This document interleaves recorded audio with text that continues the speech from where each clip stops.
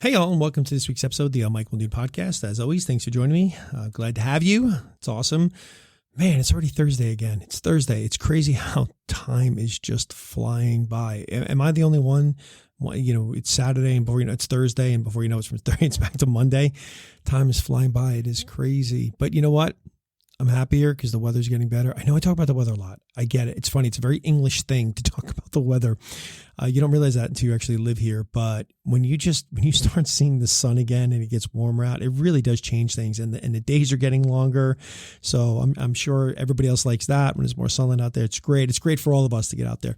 But anyway, again, I hope you're doing well. I'm glad you're here with me. So listen, I want to talk about something today, because the thing is, right, when the sun's out, you're feeling good and everything, you kind of feel at peace, right? You kind of feel happier about things. Things seem to go a little bit better in your life. I don't know, maybe that's just me. That's how I feel.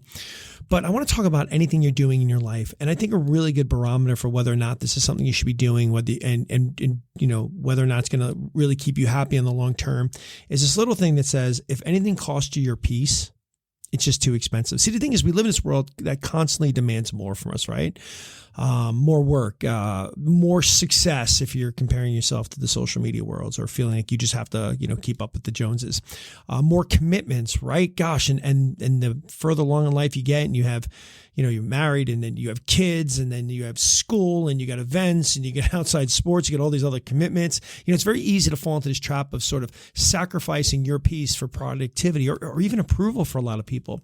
But seriously, at what cost? See, the idea that if it costs your peace, it's too expensive isn't just a catchy phrase. It's a vital principle for really living a fulfilled and happy life. And that's what I want to talk about today.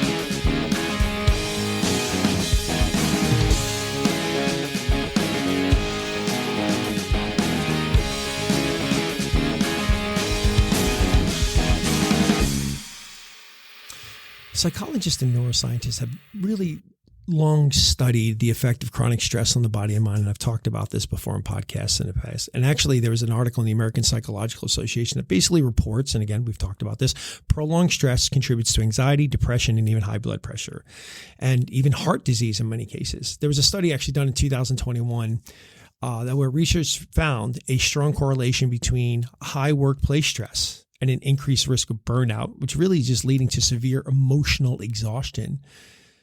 Yet knowing all of this, and it's talked about, it's so available now, right? Everybody knows stress can lead to these damaging effects, but yet many people still push through toxic environments, stay in unhealthy relationships, and deal with overwhelming obligations. And a lot of times because they fear disappointing others or in some cases just appearing weak.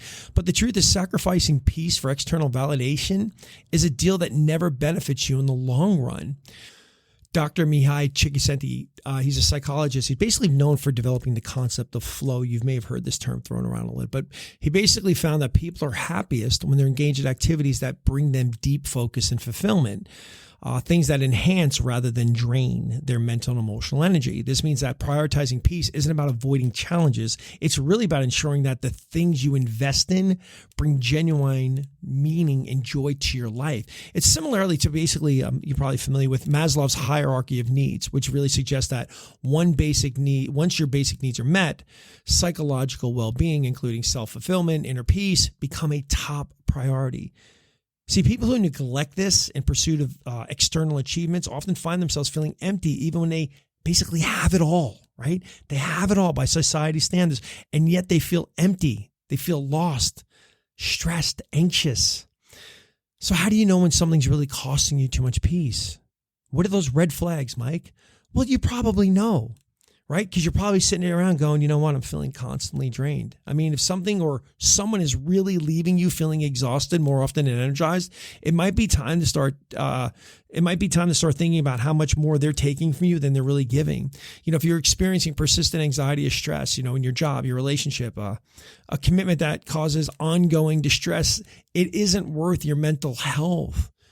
Are you losing yourself, right? When you start compromising your values, your boundaries, or that joy just to maintain in a situation. It's time to reassess that situation. See, there's no room for personal growth if you're stuck in a cycle of stress with no time to pursue what truly matters to you. That cost is too high. When I talk to people who find themselves in these situations, I just often encourage them to sort of, look at peace in your life as like a non-negotiable value. Set clear boundaries with people. Learn to say no to commitments that don't align with your well-being or something that you want to be doing. Nothing's worse than committing something you really don't want to be doing. And then, to be honest with you, it's not fair because you're doing something you don't want to be there and then you're really not putting the energy into it anyway. Recognize toxic patterns. Identify and step away from situations that drain you without adding value to your life, right? Prioritize yourself. We talk about this all the time. This is probably the number one thing that most people don't spend time on, but true peace really comes from within. So I don't know, maybe for some of you, I'm not a big meditation guy. I can't really get into it, but maybe meditation is good for you. Maybe that works for you.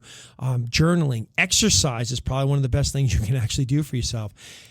And really, the simplest thing is just try to surround yourself with the right people. Energy is contagious. Spend time with those who uplift and inspire rather than those who deplete you.